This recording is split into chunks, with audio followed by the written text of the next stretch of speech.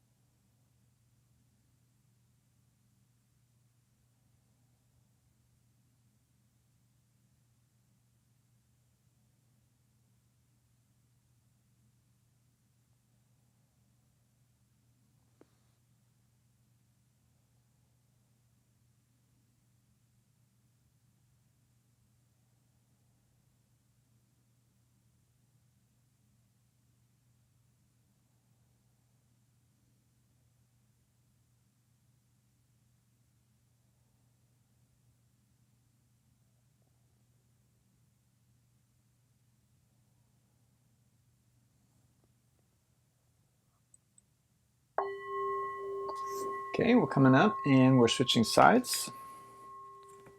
Again, this is called a half butterfly.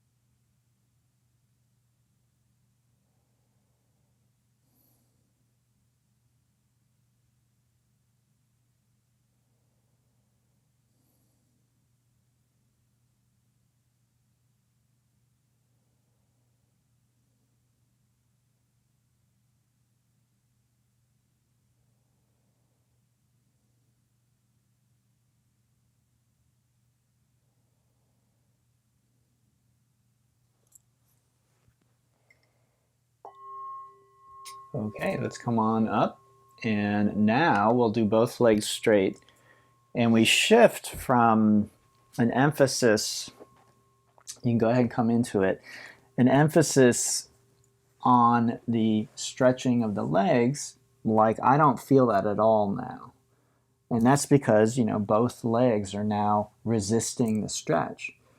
And so what that tends to do is it puts more stress on the spine here. And that's exactly what we're trying to do. So even though this seems maybe almost like the identical thing we were just doing, there actually is a difference. And the difference is the amount of stretch in the thighs and the amount of stress on the spine.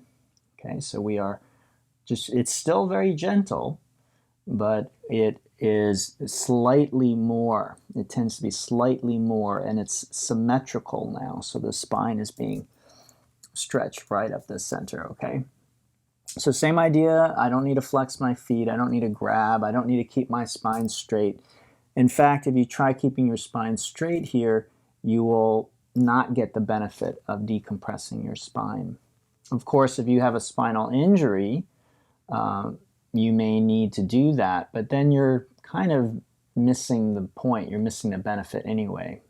Maybe you do a different posture instead so that you can still get some benefit. All right, just relax for the next few minutes.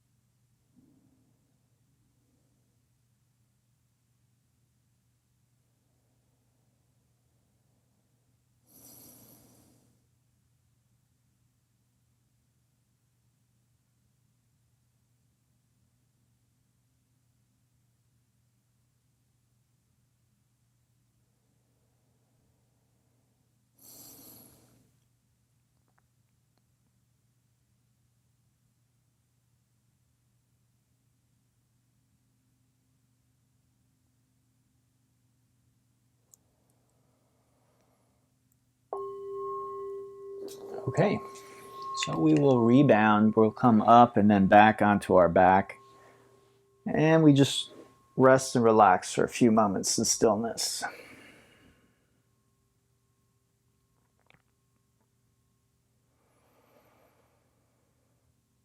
Again, the sensations we feel when we do this are very, very informative.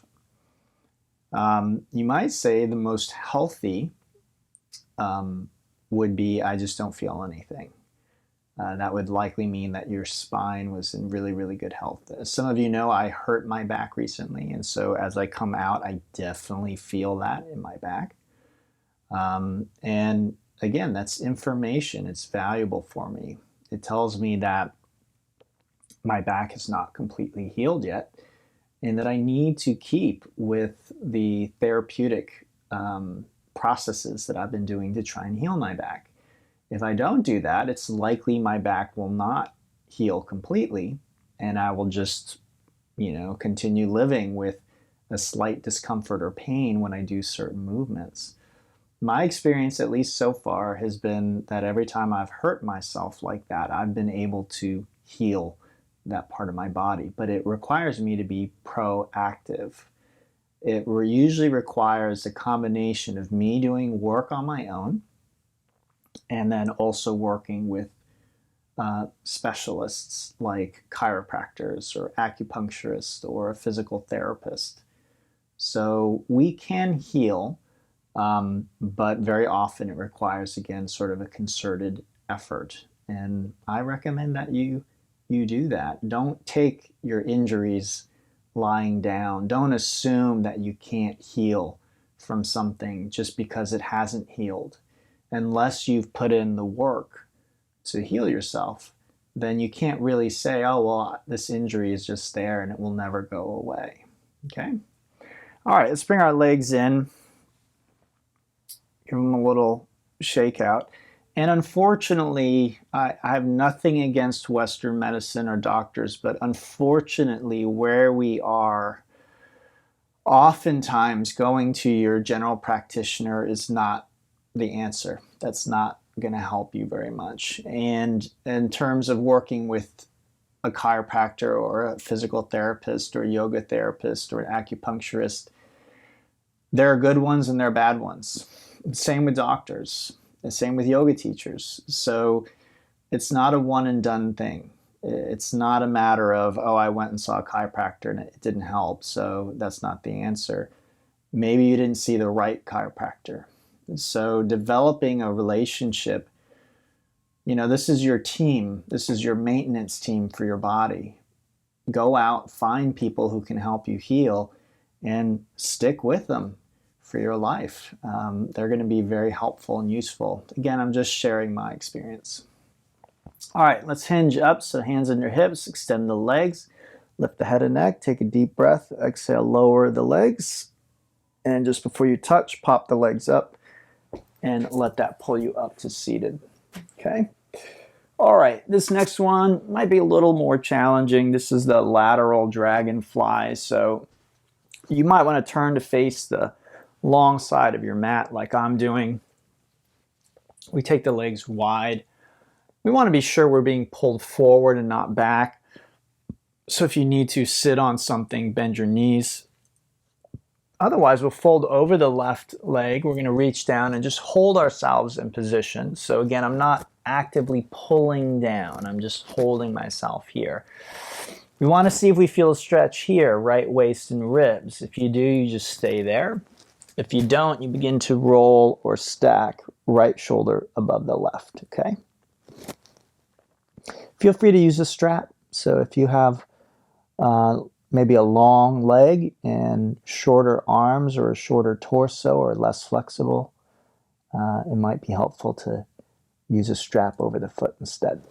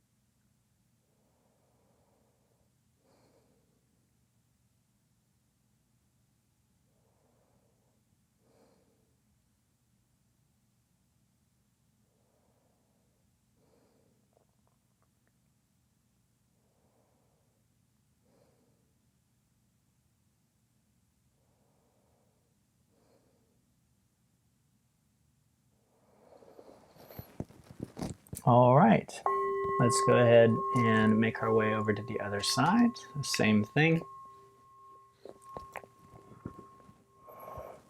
Okay, so we're looking for a stretch in our left waist and ribs.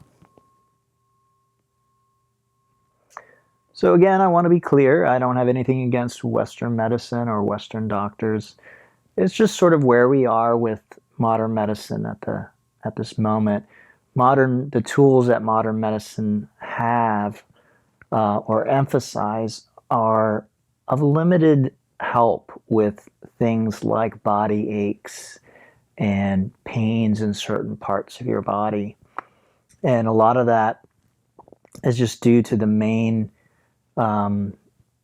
therapies that doctors are trained in, which are drugs and surgery. So these are the two main avenues for modern medicine, and they're of limited help with musculoskeletal issues. And because that's what doctors are mostly focused on and trained in, when you have those kinds of problems, and I'm talking about those because that's what comes up with yoga, right? We don't notice our kidney failure when we're doing a yoga pose, or our, heart arrhythmia, or whatever it is. Those aren't necessarily the issues that come up for a yogi. So when we're doing yoga, very often we feel our body aches and pains and things like that. So again, I have a good friend who's a doctor, and she's happy.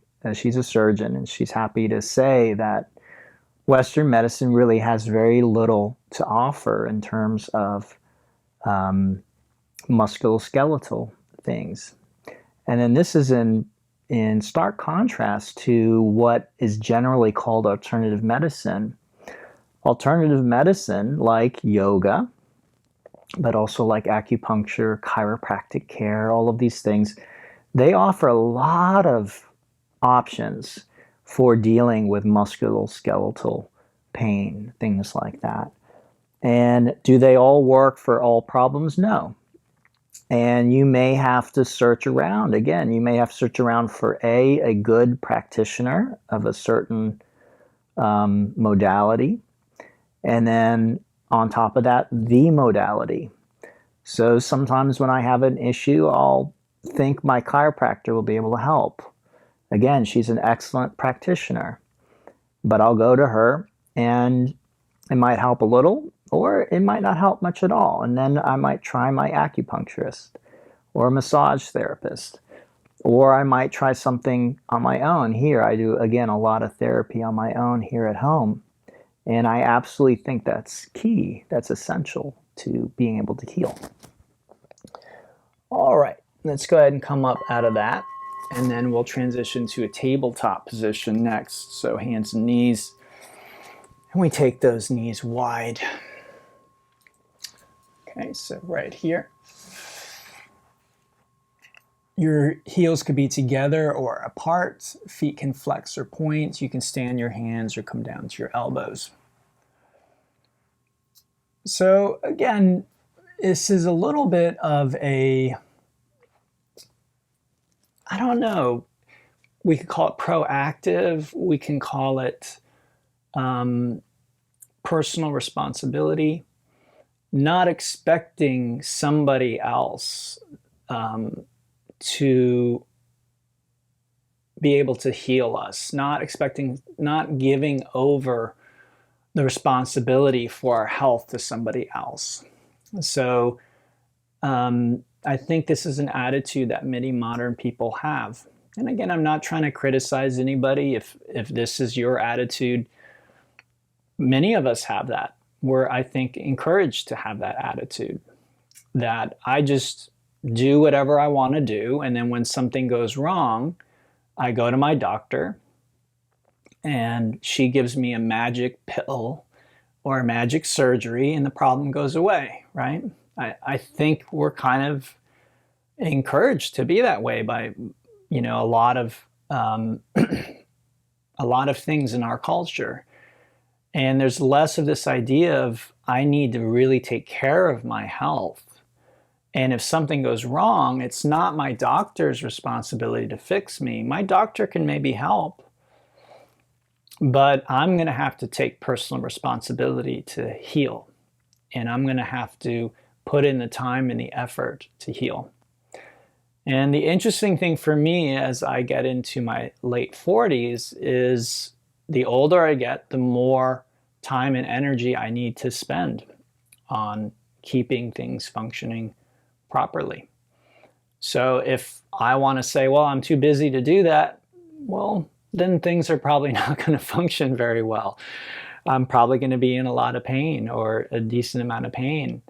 So just that personal commitment, that willingness to take the time, yoga is definitely a part of that for me. So doing these practices on a regular basis is part of that. But is that enough? I'm finding it's not enough. So I wish I could say, oh, all you need to do is yoga and, it's magic. But you see what I'm saying is I haven't found a magic bullet. Yoga is maybe the closest thing. But at least in my experience, it's not enough. There are other modalities and other things, and I need help from other people. So it's a group effort. I do the effort on my part, but then I also bring in specialists to help me with things that I can't address on my own. Okay, let's go ahead and come on out of that. I recommend a child pose, or you can rest on your belly. Either one will work. I say that because child pose just doesn't agree with everybody. Like for some people, this hurts their knees or their ankles. For me, it's a very comfortable position.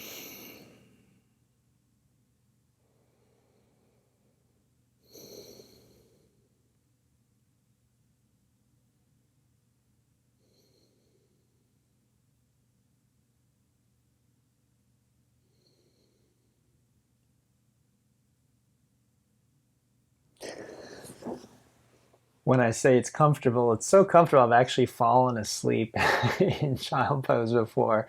And it's not a bad measure for your restorative after a yin pose, the resting pose. Could I fall asleep here? Would I be comfortable enough to fall asleep here? Okay, let's come into a tabletop. We'll do a little bit of marauding bear. Again, both a warm-up and a counter stretch. Let's see, we're about halfway through. So this is a good time to work things, see how we're feeling. And then after that, we can come into a down dog. And same idea, we just want to move a bit, feel how things are, stretch things out. Okay, let's now do the sleeping swan. So we bring the right knee toward the right wrist, the foot to the left side of the mat. The hips are down and back.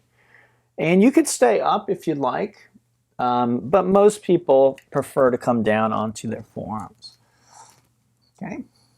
Now you could put a block here if you wanted, but your hips could also rock to the right or to the left.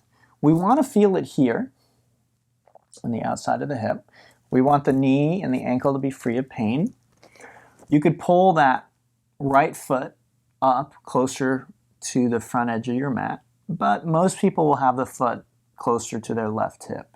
Okay, either position is fine, but many people simply don't have what's called femoral rotation. It's actually this joint, the hip joint, and this bone being able to move that allows you to pull that foot up. Okay, so you can see my foot's back. What would happen if I force my foot up? This happens. I get pushed off to the side, okay? You can see my foot now is parallel. Well, what if I insist on pushing myself over? Well, I'm going to snap my knee, okay? The reason for this is this joint is stronger than this joint. So even though I'm trying to stretch this joint aggressively, if I insist on doing this, it's actually putting strain here on my knee joint.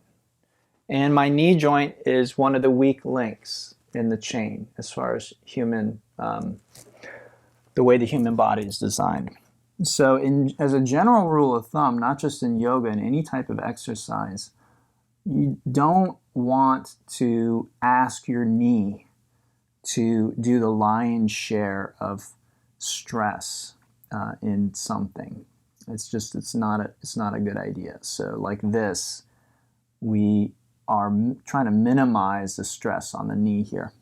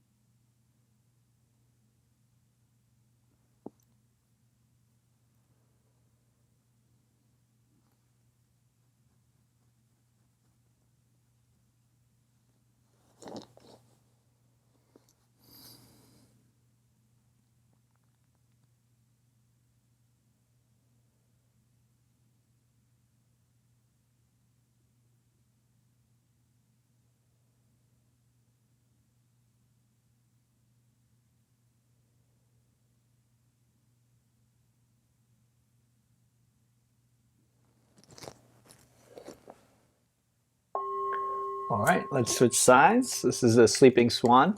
So you can come through a tabletop or down dog. I usually choose down dog, but that's just me. Okay, so we feel on the outside of the left hip. We feel that this is within the range of what is safe. And we position ourselves so that we can hold the pose for the full 5 minutes.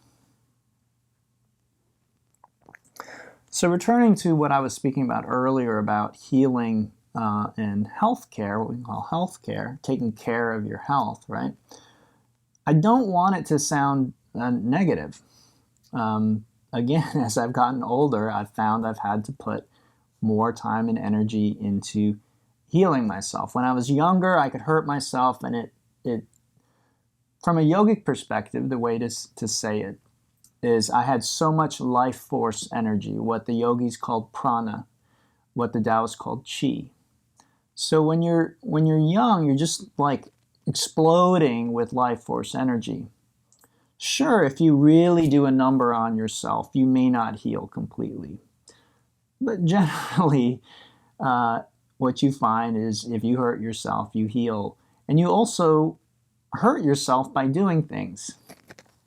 I've been talking with students, many of whom are more advanced in years than me, and sure enough, they report very similar experiences.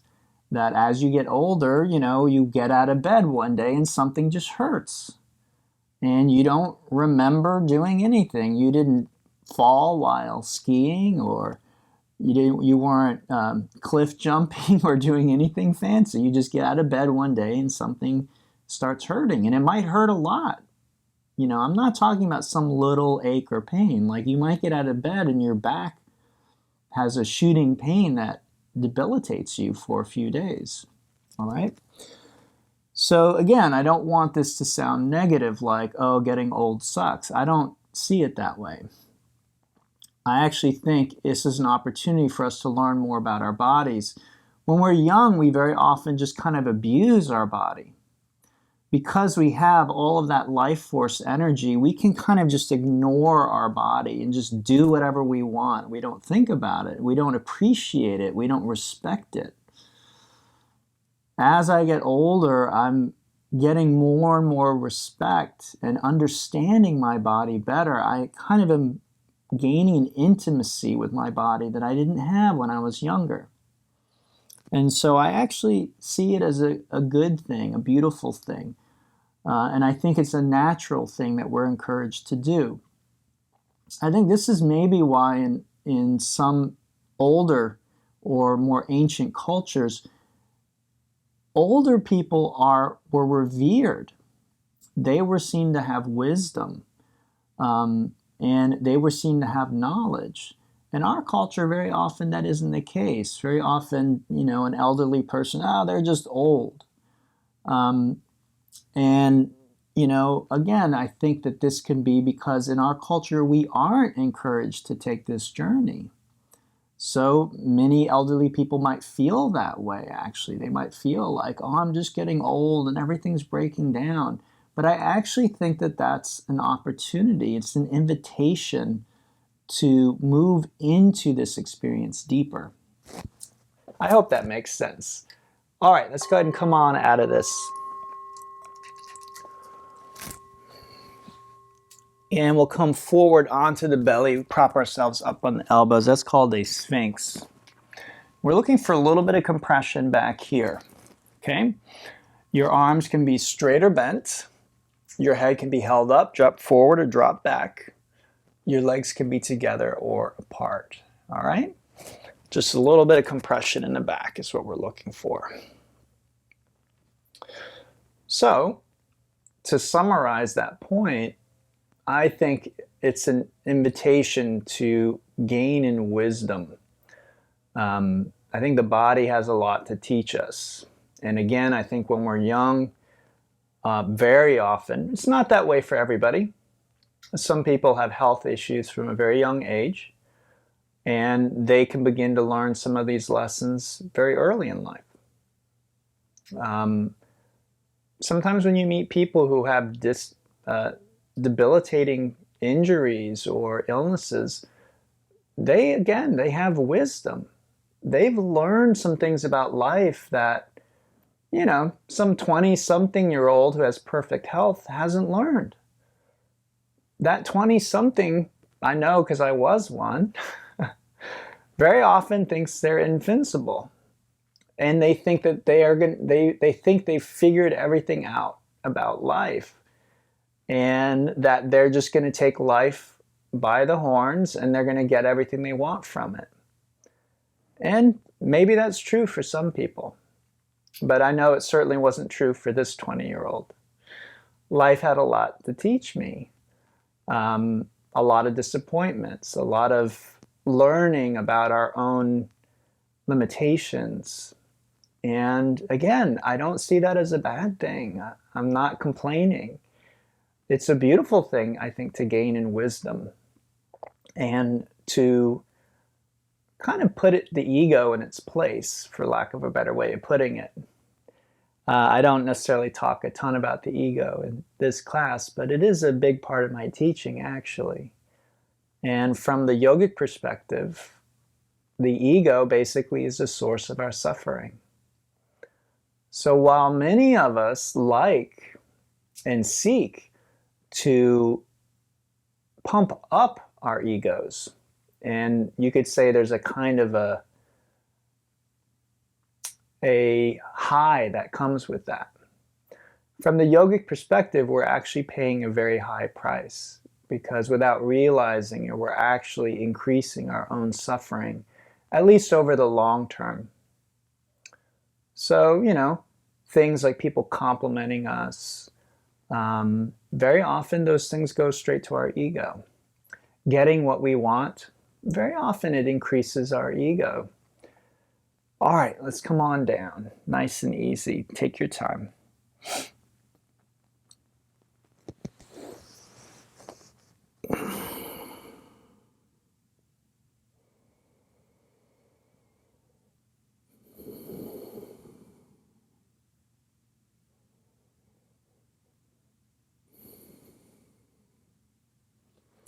Okay, let's bring those arms out to the sides, palms down. We bend the knees and we just drop our feet.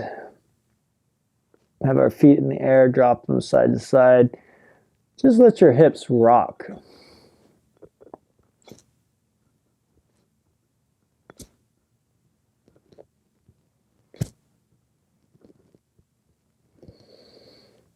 Okay, now we'll do something called a cat tail pose, okay?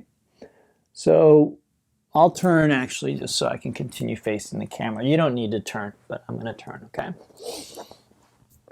All right, so we bring our left leg up. It could be straight or bent. Mine's going to be bent, but yours could be straight. Prop your head up on your right hand and elbow like so. Now here's the important key part. Take that right leg, move it back, okay? Move it back as far as you can. Then you bend the knee, reach back, you grab the foot, pull the heel in towards your butt. should feel the stretch in the front of your thigh. So left leg could be straight or bent. You could pull it closer to your chest or push it further away from you. You can keep your head on your hand, rest it on your upper arm or put it on the ground. And your right foot, you can pull it in, or while still holding it, you can kick it back. You could also lay your left shoulder back, increasing the twist. So it's a rather complex shape, but it has a lot of benefit for us, okay?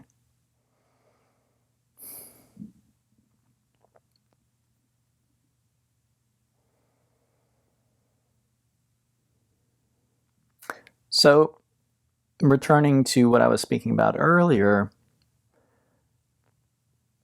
this is going to sound maybe bad, but this has been my experience, and I think there's a lot of evidence for this. Unfortunately, but this is just kind of how it is, oftentimes we gain in wisdom in proportion to the amount of hardship that we've encountered. It's not always that way, and I don't think it has to be that way, but it often is that way for us human beings. Oftentimes, when things are going our way, when things are smooth, when we're getting what we want, our ego thinks we've got things figured out. It thinks that we know all the answers. It gets very kind of arrogant. And again, we might feel like we're winning and like we're getting happy. But there's a difference between happiness or joy and pleasure. And I think a lot of times we mistake pleasure for happiness or joy. And they are very different things, at least again in my experience and from what I've seen in these wisdom traditions that I've studied. Again, when I eat a piece of chocolate, I can feel pleasure. That's not the same thing as joy or happiness. This is why some people become addicts, because they feel a loneliness or a darkness, and they're trying to cover that up with pleasure. They found something that brings them pleasure, and they're trying to get more of that. And at least with some teachers I've studied with, they basically say we're all addicts in one form or another. We're all addicts. So what we would call a drug addict or an alcoholic is an extreme example of what we are all, or most of us anyway, are doing in one form or another. All right, let's unwind.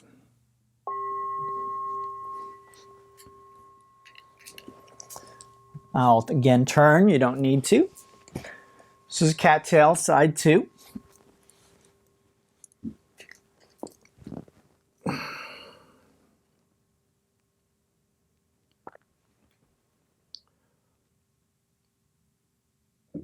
All right, so again, if you're very young or if you haven't had much hardship, then hearing something like this may really fall flat for you, and that's okay.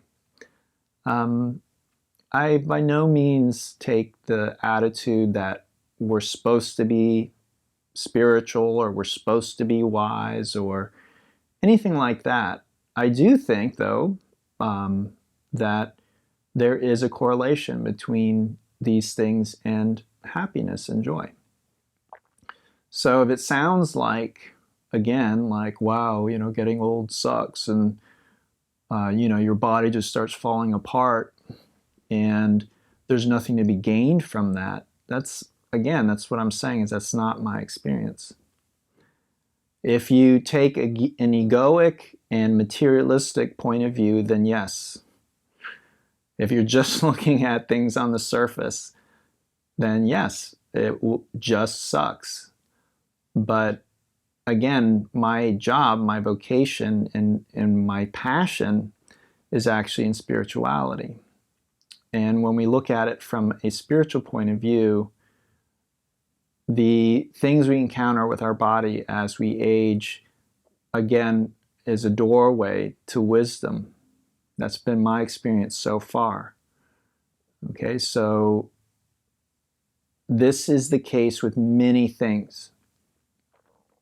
Many of my teachers would see getting diagnosed with terminal cancer as a spiritual doorway, an opportunity, again, to gain in wisdom.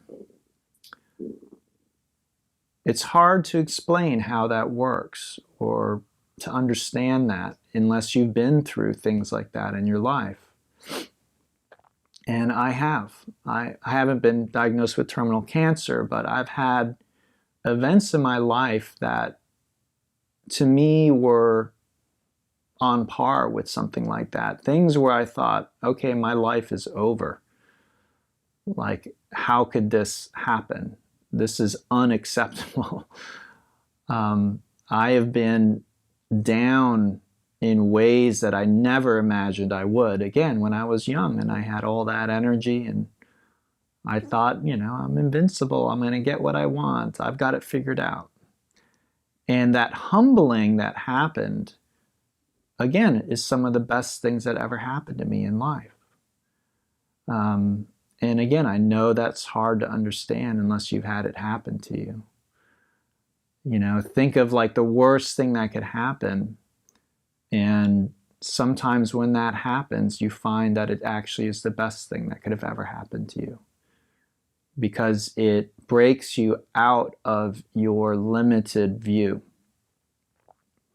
Part of that limited view is the very fear of the thing, whatever it is.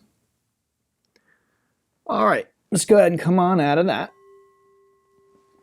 Now, our last posture is perhaps not for everybody, okay? So, if it's not for you, repeat this. And again, you can, do any variation. You might want to change it a little bit from the last time. If you think this is appropriate, this next one, then push back to kneeling. And you can sit on your heels like this. Okay, you can sit between your heels. You could sit on a block that is, between the heels. Your toes can point back. Your toes can point out to the side. You can place a blanket underneath your feet. You can roll a blanket, put it under your ankles. If your feet are bothering you, your ankles are bothering you. If your knees are bothering you, try taking them wider and try sitting up on something. Okay? So again, knees, we don't ask them to take a lot of stress. Same with the ankles. We don't ask them to do a lot. A little bit is okay. A little bit actually is healthy, but very little. Well within the range of what we sense is safe for us, okay? So once you've got that, again, if you can't do that, that's okay. You come back into Sphinx or Seal, all right? You don't have to push this today. You don't have to make this an issue. But if you can do this, see if you feel a stretch in the front of your thighs. And if you do, just stay here. That's a good stretch. That's all we need. We're benefiting by just sitting here and stretching these muscles, okay? If you don't feel that, then come to your hands, elbows. You can lay back on a bolster, crown of your head, or all the way back on your back. So as I like to say from time to time, because it's not obvious to everybody, the goal of this posture is not to come lay on your back. There's nothing magic about being in this position, okay? It is beneficial for me. It may be beneficial for you. It is definitely injurious for some people, okay? And you may be somewhere between those two extremes, right? I'm back here and I'm getting Lots of benefit.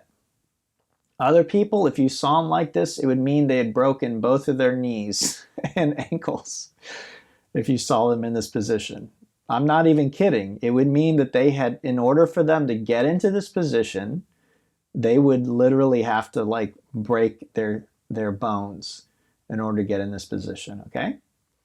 That's how different we are. And unfortunately, many yoga students and some yoga teachers don't appreciate that. They don't get that our bones are different and not everyone's joints can do this safely. So we need to respect the limitations of our body. And we also, in my experience, need to be willing to find out that the limitations we thought that were there aren't there. So it's this weird balancing act of our experience in the past may be that, well, my body will only go so far with these things. But one day, through practice, through healing, our body might surprise us. So this is why we want to be careful about saying things like, I know my body. The truth is no one knows their body. Their body is constantly changing. What you know is the past. What you think you know about your body is actually things that you had experienced in the past. Okay? So you maybe knew your body, but today you have a different body. So it might be almost identical to your past experience, but it is going to be different. All right, let's go ahead and come on out of that.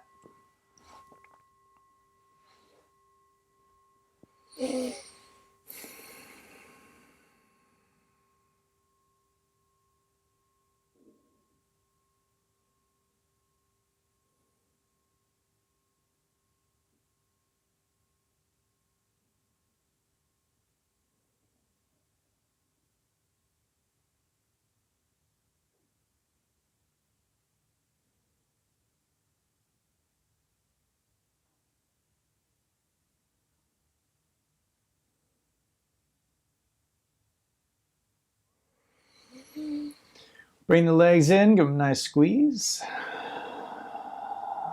Move a little bit, shake it out.